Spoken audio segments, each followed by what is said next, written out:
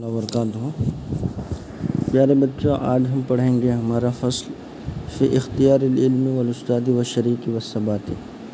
تو ہمیں کون سا علم حاصل کرنا چاہیے، کون سا علم سلیکٹ کرنا چاہیے، کون سا استاد سلیکٹ کرنا چاہیے، اور ہمارا پڑھائی کے زمانے میں کون دوست ہونا چاہیے، اور پھر ہمیں علم حاصل کرنے کے وقت ثبات مطلب ثابت قدمی کے ساتھ بہت صبر و تحمل کے ساتھ علم حاصل کرنا چاہیے۔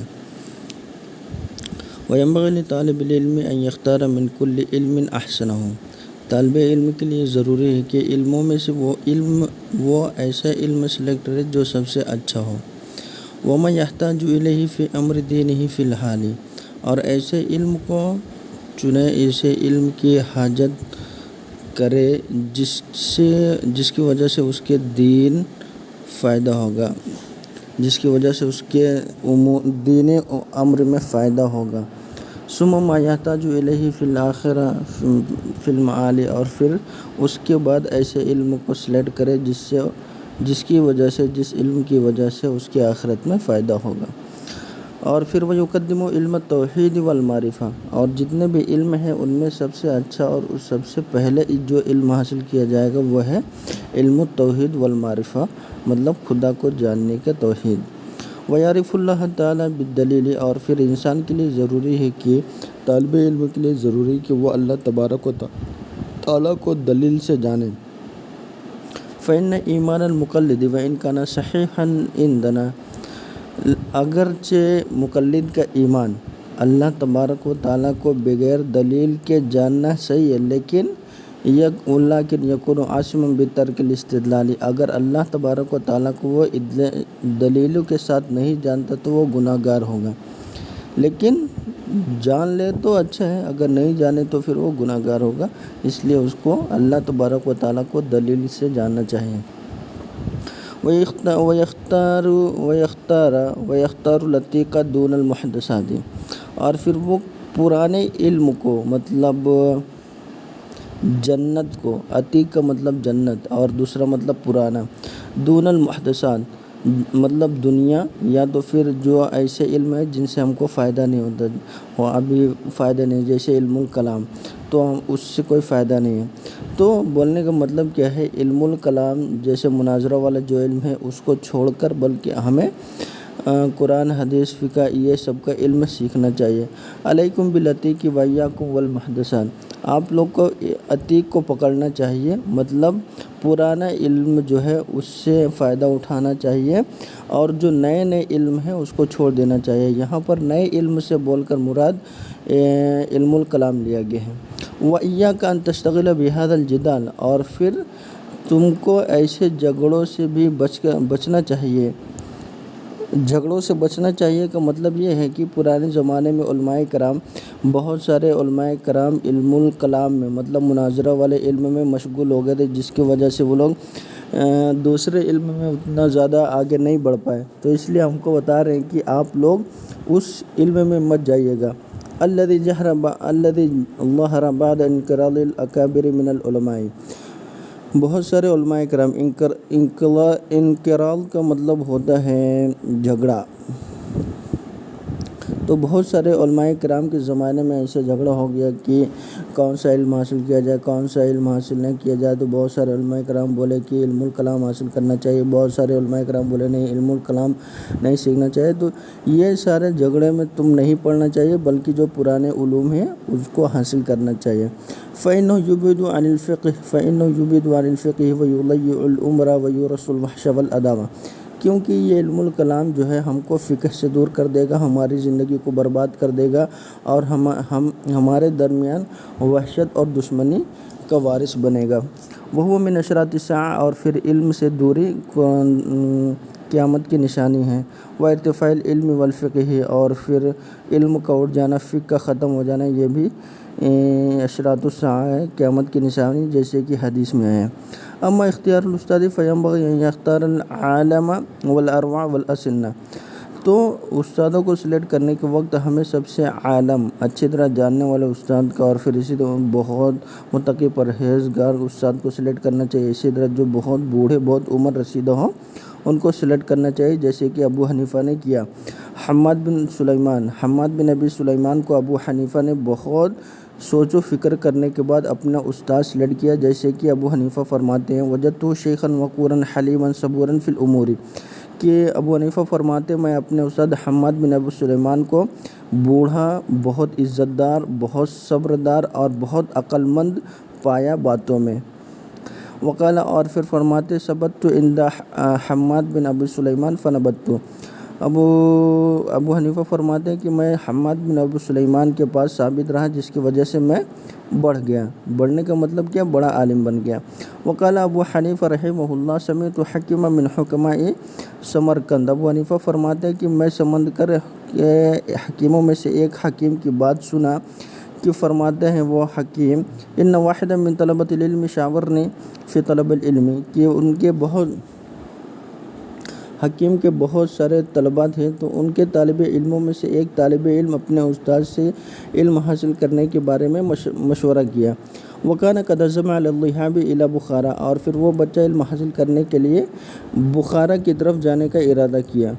کیوں؟ لطلب العلم، علم حاصل کرنے کے لیے، لا طلب العلم نہیں، پھر کیا؟ لطلب العلم۔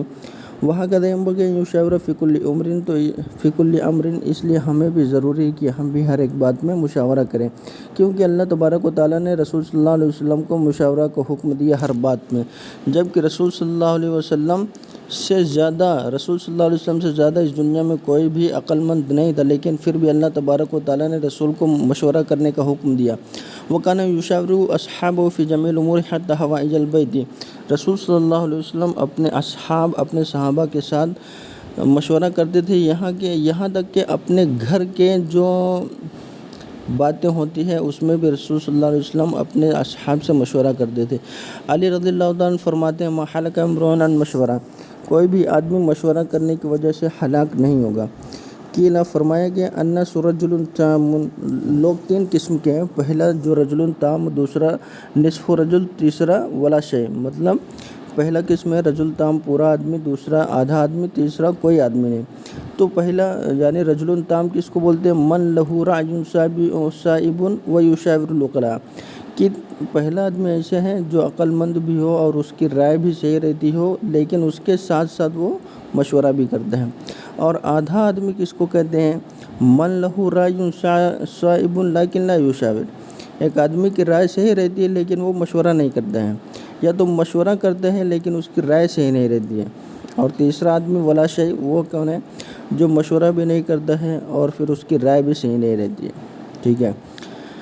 وقال جعفر الصادق لسفیان الثوری شاور فی امرک الذین یخشون اللہ تعالی، اور ابو جعفر الصادق سفیان ثوری فرماتے ہیں کہ تم اپنے ہر بات میں ایسے لوگوں سے مشورہ کرنا چاہیے جو خدا سے ڈرتے ہیں۔ فطلب العلم من اعلی الامور واصعبها، تو دنیا کے ہر کاموں میں سب سے مشکل کام علم حاصل کرنا ہے۔ فقانت المشورۃ فیہ اہم واوجب، اس لیے بہت مشکل کام ہونے کی وجہ سے اس میں مشورہ کرنا ضروری اور اہم ہو جاتا ہے۔ تو جو بچہ حکیم کے پاس گیا تھا اپنے علم کے مشورے کے لیے، اس سے حکیم نے فرمایا قال الحکیم رحمۃ اللہ تعالی علیہ اذا ذهبت الى بخارا فلا تعجل في الاختلاف الى الائمہ، جب تم بخارا کی طرف علم حاصل کرنے کے لیے جاتے ہو اس وقت تم کو بہت سارے علماء کرام وہاں ملیں گے، بہت سارے ائمہ ملیں گے، تو ائمہ میں بہت سارا اختلاف ہوگا۔ اب تم کو کون سے ائمہ کے پاس جانا ہے، کون سے استاد کے پاس جانا ہے، اس میں تم جلدی مت کرو۔ اختلاف کا مطلب کیا ہے؟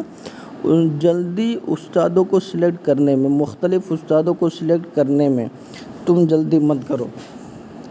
وَامْكُثْ شَهْرَيْنِ حَتَّى تَتَعَمَّلَ وَتَخْتَارَ أُسْتَادًا، تم بخارا جاؤ، وہاں پر 2 مہینے رہو، پھر اس کے بعد استادوں کو سلیکٹ کرنے کے بارے میں تم سوچو۔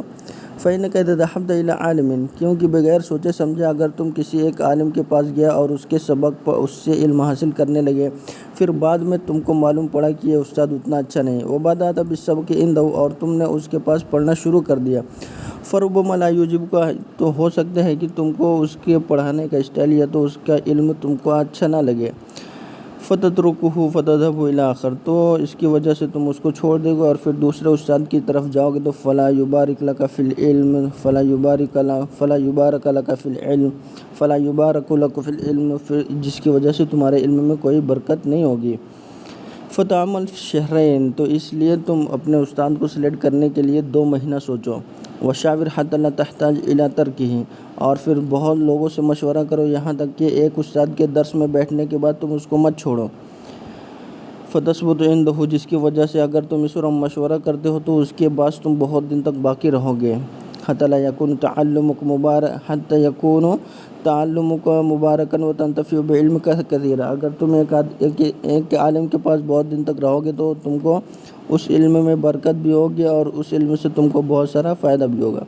وَاعْلَمْ أَنَّ الصَّبْرَ وَالثَّبَاتَ أَصْلٌ كَبِيرٌ فِي جَمِيعِ الْأُمُورِ وَلَكِنْ عَجِزْ كَمَا قِيلَ، اس لیے اور تم جان لو کہ صبر اور ثبات بہت ہی اہم بات ہے ہر چیز میں، یعنی ہم جو بھی چیز کرتے ہیں اس میں ہمیں صبر اور ثابت قدمی سے کام لینا چاہیے، یہ بہت ہی اہم چیز ہے۔ جیسے کہ کہا گیا ہے شعر میں، لِكُلٍّ إِلَى شَاءُ الْأُولَى حَرَكَاتٌ، کہ ہر آدمی جو ہے بلندی کو چاہتا ہے اور اس کے لیے بہت سارے حرکت بھی کرتا ہے، بہت سارے کام بھی کرتا ہے۔